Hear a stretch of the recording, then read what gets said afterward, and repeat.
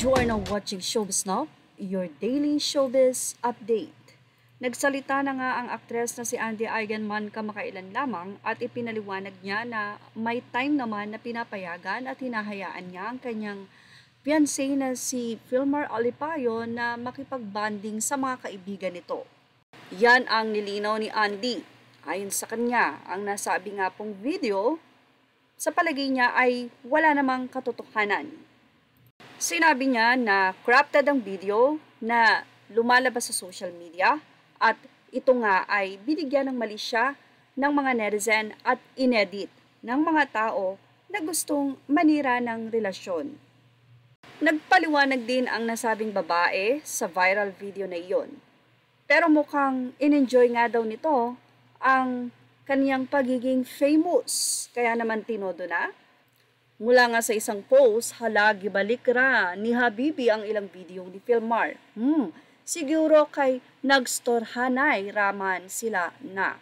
Sa nasabi nga pong post na ito, ay nag-comment itong si Andy Eigenman at sinabing, "Blank girl, got a thick face for sure."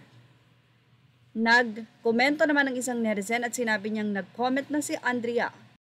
Ilang netizen naman ang sinigurado na si Andy Eigenman nga ang nasabing nag-comment na ito dahil ang tunay na pangalan nito ay Andrea.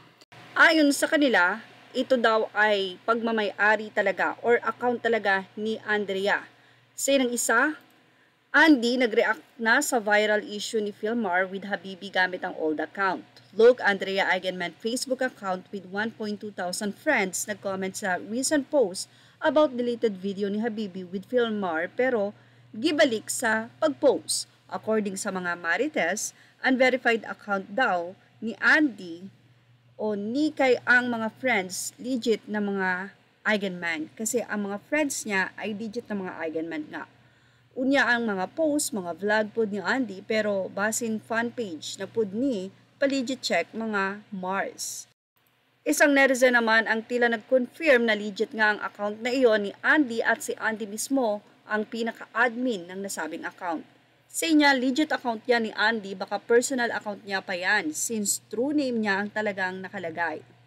Legit account yung mga nasa friend list niya, may mga relatives ni Filmar and even account din ng mga artista at kapatid niya. Ilang netizen naman mula sa artikulo ng Fashion Police or mga anonymous commentator ang nag-comment dito. Sabi nila, yung lalaki na nakahubad na nakataas ang kamay at yung board shorts babang-baba. Ano yun? Santo? Wahaha, bilib ako sa confidence ni Filmar. Naman ang isa, bakit yung babae ang kinukuyog nyo? At ang isa naman, kinda confusing lang. Diba may pa-statement si Andy and magkaiba yata yung context ng statement niya and comment niya dito. Lol, mentally na pagloloko ng asawa, yung babae lang ang babardagulin. Nabash din si lalaki, tambay ka sa account niya. Why get mad sa girl? You don't have a relationship with her. Doon ka mag-react sa partner mo. Yan naman ang naging say ng mga netizen kay Andy. Well, ano naman ang masasay ng mga ka-showbiz snappers natin dyan? Nilagay na ang inyong opinion sa ating comment section. Thank you for watching. Images are all credit to the rightful owners.